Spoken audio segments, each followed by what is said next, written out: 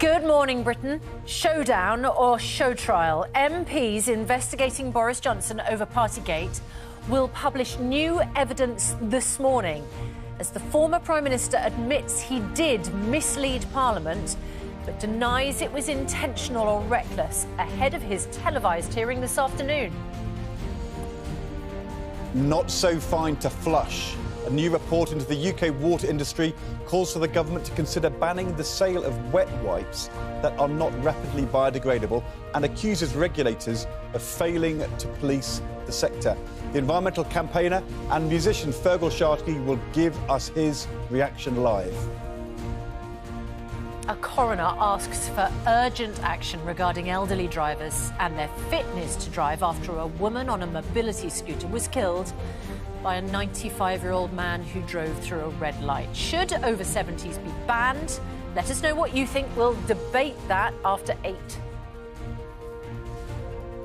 If you work hard, you can achieve your dreams. Inspirational words from the truly inspirational Amelia Eldred, who's aiming for her first triathlon after overcoming bone cancer and a life-changing procedure which saw doctors reattach her leg backwards to create a new knee. We're going to meet the incredible 12-year-old later in the show.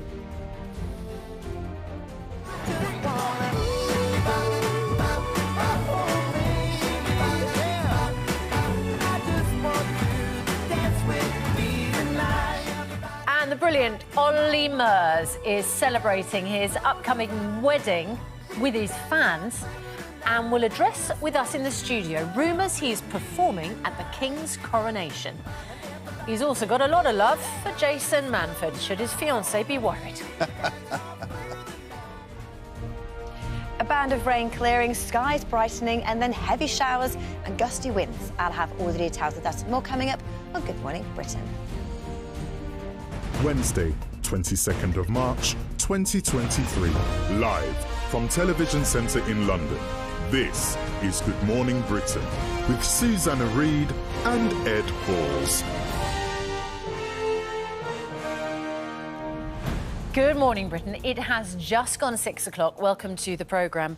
I think it's around 2 o'clock this afternoon, isn't it? That Boris Johnson will face MPs on the Privileges Committee. And we'll finally hear in detail his defence over Partygate, the scandal where numerous gatherings were held at number 10. And we've already seen 50 pages of his defence.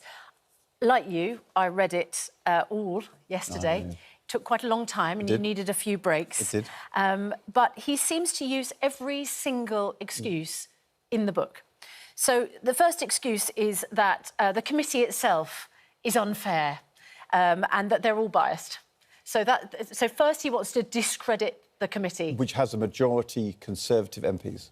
The second thing is, he says, no one warned me that these were rule-breaking gatherings, but the people who did warn me, because he acknowledges actually was warned, you can't believe them because they want to just discredit me. Dominic Cummings has a problem with me, so if he says he warned me, you can't trust him. Yep. Right? So I wasn't warned, except by people who did warn me, and you can't believe them. He might be right on Dominic Cummings, but anyway. The third thing, it seemed to me, was he says, we did follow the rules.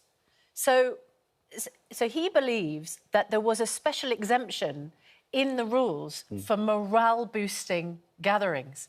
Now, I wonder how many workplaces and how many families wished that they'd known that in the rules you could legitimately say it was important for morale that you held gatherings and said thank you to people and toasted them and had wine and had cheese and gave gifts and perhaps had a quiz and a secret Santa. I think a lot of people would think that went from reasonably necessary for work to actually having a bit of an ease up. And then he says he didn't realise any of these things were breaking the rules, apart from the one that did break the rules because he got a fixed penalty notice for it. But that's all a bit of a mystery to him. He doesn't really understand. So even when the police determined that he broke the rules, he doesn't understand why he broke the rules. I know. It's absolutely remarkable, the 50 pages of defence.